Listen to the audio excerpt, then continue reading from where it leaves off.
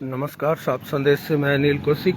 दोस्तों, इस वक्त हम हैं बिरहानी गांव में और बिरहानी गांव में आप देख सकते हैं संजीव बेनीवाल की धन्यवाद सभा। और अभी धन्यवाद सभा में संबोधित करेंगे संजीव जी बेनीवाल।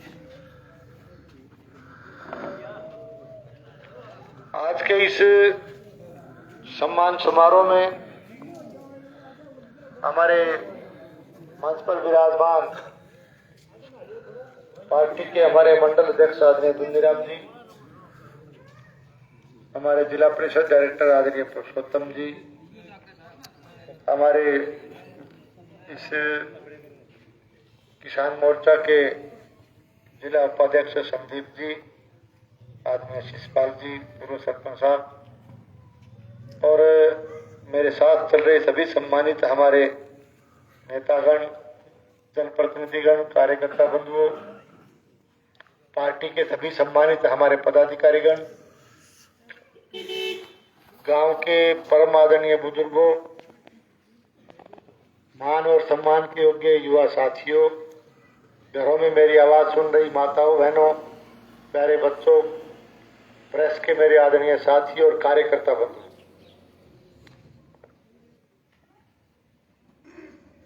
हाल ही में राजस्थान की विधानसभा के चुनाव संपन्न हुए और एक तरह से 16वीं राजस्थान की विधानसभा का गठन हुआ। इस चुनाव के माध्यम से राजस्थान की जनता ने जन विरोधी कांग्रेस सरकार को यहां से विदा करने का काम किया और एक मजबूत धनादेश देकर के भारतीय जनता पार्टी को एक बार फिर से राजस्थान प्रदेश की कमान सौंपी। मैंने आप सबके सहयोग और आशीर्वाद से राजस्थान की विधानसभा का यह छठा चुनाव लड़ा। हमेशा आप साथ देते रहे और इस बार भी आपके सहयोग से, आपके आशीर्वाद से, आपकी की गई मदद से मैं तीसरी बार राजस्थान की विधानसभा का सदस्य चुन करके आपने मुझे भेजा है। तो आपके इस दिए गए सहयोग के लिए,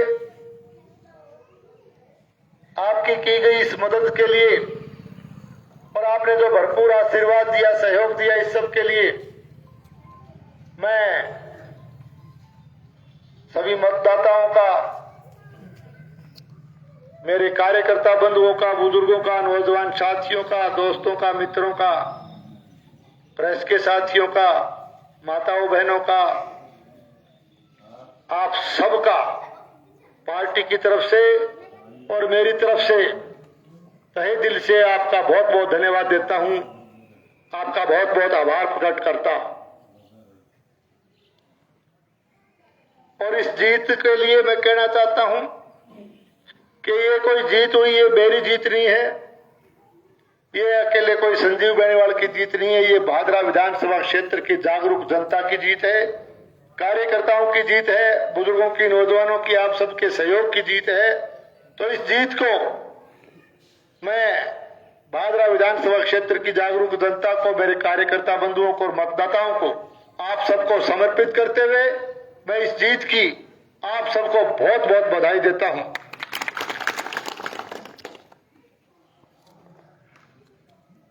जहां तक चुनाव का सवाल है, इस चुनाव में किस तरह का चुनाव लड़ा गया, ये आप सबने इसको देखा, सबने भागादौड़ी की। मेरा 6 चुनाव लड़ने का अनुभव है और मेरे बुजुर्ग यहां बैठे हैं, इनको तो अनेक चुनाव लड़ाने का अनुभव है, अनेक चुनाव मेरे से ज्यादा देखे। लेकिन इस बार आपने देखा कि सबसे लंबा चुनाव लड़ा गया और सबसे करड़ा चुनाव भी लड़ा गया। लंबो तो ये वास्ते देखो कि 15-16 दिन में चुनाव को खटपटो मिट जाए, 15-16 दिन में या 16-17 दिन मान लो, इनके 1.5 महीने तक खंजर बाजो चुनाव को। और क्योंकि टिकट पहली लिस्ट में आ गई तो 1.5 महीने पहले तो आप 5 उठ गया रख ले, बा टिकट जेब में ही अगला है, तो 1.5 महीने तक लंबो खंजर बाजो। ये भी पहली बार देखे हो मेरे ख्याल में, कहेंगे याद है कि तो लंबो चुनाव कौन याद नहीं। अरे इतना करड़ो देखोगे।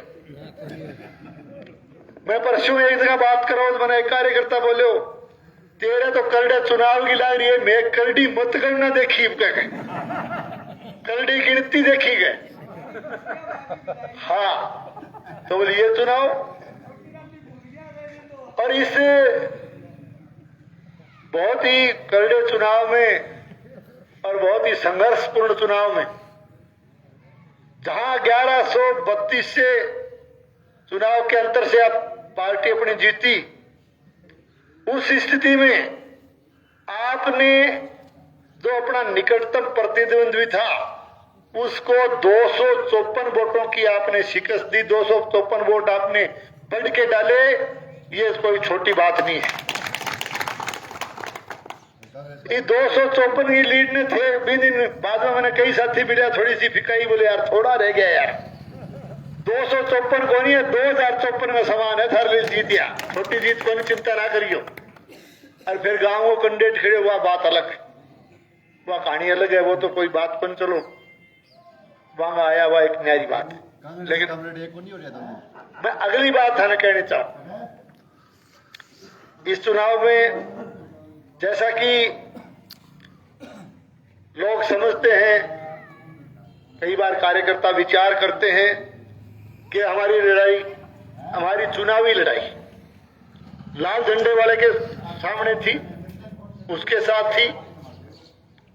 लेकिन सच्चाई ये है कि हमारी जो चुनावी लड़ाई थी वो लाल झंडे के खिलाफ नहीं बल्कि लाल आतंक के खिलाफ थी, तानाशाही के खिलाफ थी, गुंडागर्दी के खिलाफ थी। और एक तरह से हमारी लड़ाई रंजिश की राजनीति के खिलाफ थी, रड़क निकालने की राजनीति के खिलाफ थी। और इसके साथ साथ इस चुनावी रण के अंदर कोई सीपीएम का कैंडिडेट नहीं लड़ रहा था अकेला, उनको सरकार का आशीर्वाद प्राप्त था, माननीय मुख्यमंत्री जी अशोक गहलोत साहब का आशीर्वाद प्राप्त था। और थाने मेरे ख्याल में कईयां तो दूसरे दिन बेरो पड़ गयो, कईयां बाद में समझ में आई। कांग्रेस की टिकट भी धनी ने पूछ के दी, अगला कह देनी है बता तू कह बहन दया कुकर जीत के आ जा, जो गहलोत साहब को आदेश हो, तो टिकट भी पूछ के दे दी। तो कम्युनिस्ट और कांग्रेस कम्युनिस्ट कोई अलग बात को नहीं, यह लड़ाई देखी है सिर्फ कांग्रेस सरकार गए और गहलोत साहब के इशारे पर चुनावी युद्ध हुई, और अकेले कांग्रेस को आशीर्वाद को नहीं हो। और भी बहुत सी बात है चुनाव में पहली बार देखी हो। मैं बॉर्डर पार हूं, पड़ोसी अप्रला भाई, बीजेपी को कोई पदाधिकारी है, जैसे भाई कुलदीप बिश्नोई जी अपना समर्थन में मदद कर गया, धन्यवाद बहुत बहुत। बांगो भी मीनू भाई साहब की टीम आई, मैं भी बांगो भी बहुत बहुत धन्यवाद, कड़ी मेहनत करी, अच्छी मेहनत की।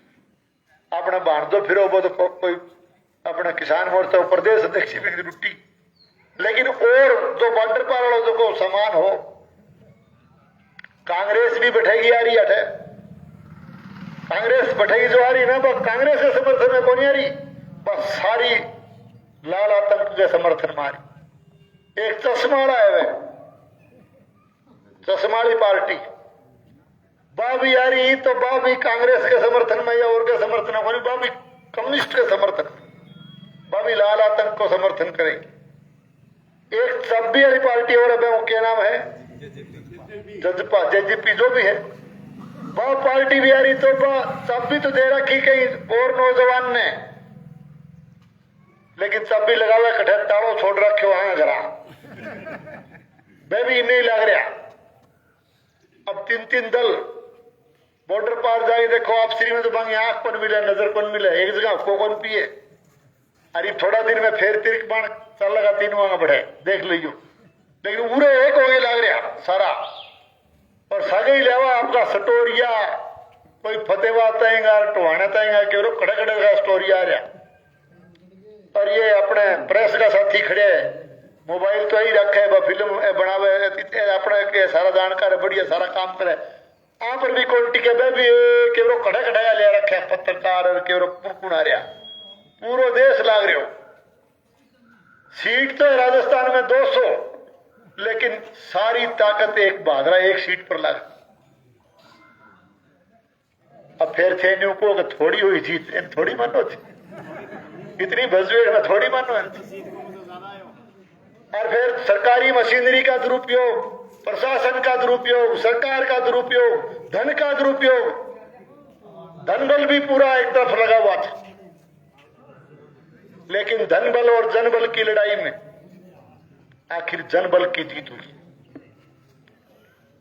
एक बात जरूर भूल गया, बेकार संजीव ने पटक लियो तो संजीव तो साधारण सो कार्य करता है, मेरे तो डोलो पटक लो कभी पटक लो चाहिए। लेकिन सवाल यो मांगा समझ में कौन है कि थारी लड़ाई जो है आपकी लड़ाई है वो है बहादुरा की जागरूक जनता के साथ लड़ रहे हो। आप लड़ रहे हो बहादुरा तहसील के भारतीय जनता पार्टी के मजबूत कार्यकर्ताओं के साथ, मजबूत टीम के साथ। और आखिर बहादुरा तहसील के जागरूक मतदाताओं ने और जागरूक कार्यकर्ताओं ने, मजबूत कार्यकर्ताओं ने उनको एक तरह से शिकस्त दे करके, उनको मुंह तोड़ जवाब दे करके उनको यहां से हरा करके वापस भेजने का काम किया। मैं आपको बहुत बहुत बधाई देता हूं, बहुत बहुत धन्यवाद देता हूं। इसो तो चुनाव नहीं तो कभी लड़ेगे और नहीं लड़े जब, क्योंकि मतलब पूरी ताकत ही बहादुरा में लगा रखी। पर खैर चलो जीत गए। आपने बहुत मेहनत की। बिरानी गांव के मेरे कार्यकर्ता न केवल गांव में, हम दिन रात घूमते थे, तो कहीं भी हम जाते थे, किसी भी वक्त जाते थे, तो बिरानी का कोई न कोई कार्यकर्ता मुझे वहां खड़ा मिलता था। ये मजबूत टीम है, इसलिए मैं आपको बधाई और धन्यवाद देता हूं। साथियों, आपने ज्ञापन के माध्यम से, मांग पत्र के माध्यम से अनेक समस्याओं का जिक्र किया। मैं 1998 में जब पहली बार यहां चुनाव लड़ने के लिए आया था, तब आप लोगों ने न केवल मेरी मदद की बल्कि मेरा पूरा मार्गदर्शन किया। और पहली बार जब आपके आशीर्वाद से जब मैं यहां से विधायक चुना गया, तब भी मैंने बिरानी को प्रथम वरीयता यानी फर्स्ट प्रायोरिटी पर लेकर के मैंने काम चालू किया था। आज भी मैं कहना चाहता हूं, मेरे लिए गांधी बड़ी और बिरानी अलग नहीं है। मैं बिरानी को अपना गांव मानता हूं और हमेशा मैंने गांव मान करके काम किया है और हमेशा आपने साथ दिया है। गैलडे गिड़े थोड़ा बहुत न्यू आपा की थे रूसा मनी सी कर जाओ, बा कोई बात नहीं, बा तो घर की सी बात है, बा कोई विशेष बात नहीं। बाकी तो मैं 6 चुनाव में 5 बार तो टक्कर वाला सामने तो जिता ही भेजी, ये घर की बात है, भेजिए घर थे मैंने घर को सदस्य माने तो ही भेजिए। आपका आशीर्वाद मिला है, आपका प्रेम प्यार स्नेह हमेशा मुझे मिला है। मैं फिर कहता हूं कि पहले कार्यकाल में जब मैं आपको याद दिलाना चाहता हूं, मेरे साथी सारे लगभग खड़े, 1998 में ट्रम में भी नया काम होता भी मैं लास्ट में आयो तो मैं पूछो कोई काम बाकी है कि जब थे आदेश दिया करता रोज का ज्ञापन लिखे बी टाइम तो बजट ही थोड़ो, खैर वो समय की बात है। जब थे करे भी ठीक है, अब तो काम मारो बाकी रहते रहो। लास्ट में धन पूछ ही गए कोई काम बकाया नहीं रहना चाहिए। और 2013 को पिछले कार्यकाल में अब तो घर में कह के जाऊं, आपने जो आदेश मुझे दिया, मैं विकास के काम में, विकास के नाम पर मैं कहना चाहता हूं कि बिरानी गांव के विकास में किसी तरह की कोई कोर कसर बाकी नहीं छोड़ूंगा, किसी तरह की कमी नहीं आने दूंगा। और मैं ये भी कहता कि विकास का हमारा पहिया जब शुरू होगा, गाड़ी जब आगे बढ़ाएंगे, मार्च के बाद में जैसे जैसे बजट आते जाएंगे, विकास के काम को यहां से शुरू करेंगे।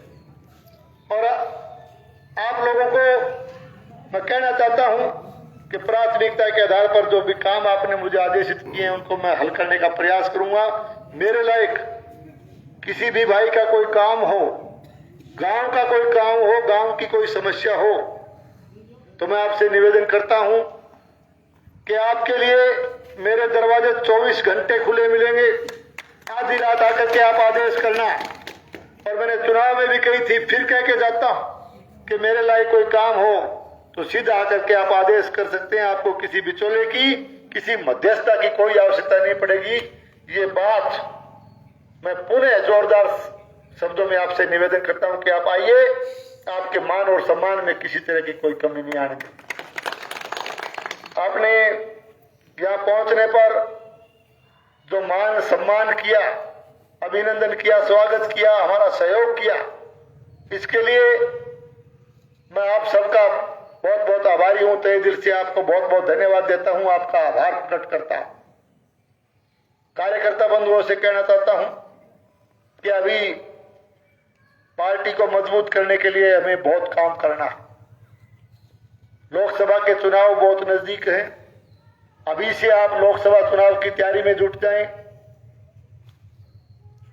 ताकि पार्टी को और मजबूत करने का काम किया जा सके।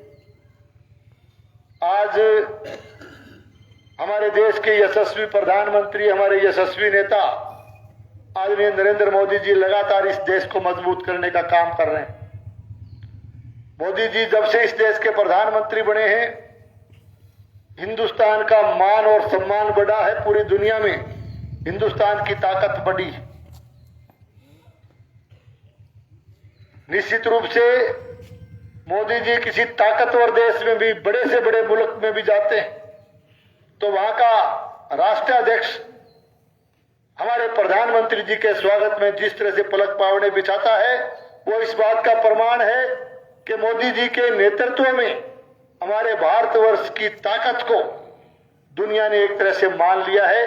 और आज मोदी जी पूरे भारतवर्ष के नागरिकों के दिलों पर छाए हुए। इसी मजबूती से देश आगे बढ़ता गया।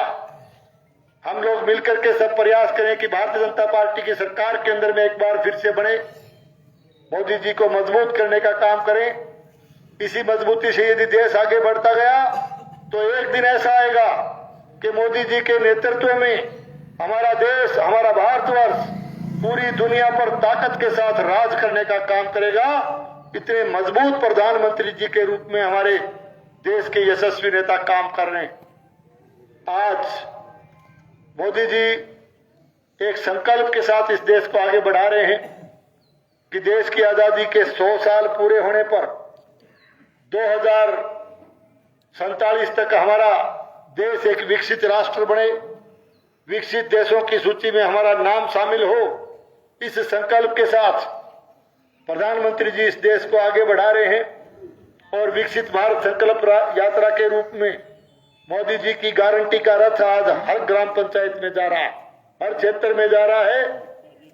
तो मैं कहना चाहता हूं कि विकसित भारत के सपने को साकार करने के लिए आने वाले चुनाव की तैयारी में लगे और एक एक वोट बीजेपी के पक्ष में डाल करके मोदी जी को इस देश का प्रधानमंत्री फिर से बनाने का मार्ग प्रशस्त करें।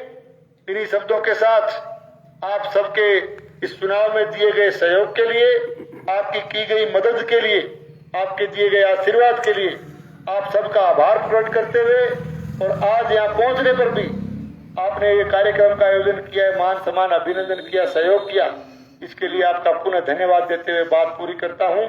और ये कहते हुए और साथ में आपको मकर संक्रांति की और नव वर्ष की बहुत बहुत ढेर सारी शुभकामनाएं देते हुए, और आज मकर संक्रांति उस दिन है तो गौशाला में भी 11,000 रुपया मैं और जो है ना 11,000 रुपया मेरी तरफों त्योहार पर जो है गौवा ने अभी थे गुड़ की क्या आगे बात है 80 किलो गुड़ का तन तोल्यो वो दे दी 11,000 और लगा दी थी। बहुत बहुत धन्यवाद,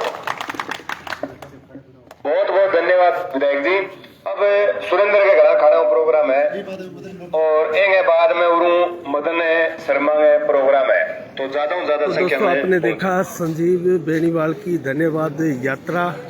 और यहाँ जो है लगातार अभी गड्डी छानी में आज शाम को 5 बजे जो है धन्यवाद यात्रा होगी। तो यहाँ बड़ी संख्या में दोस्तों लोग आप देख सकते हैं।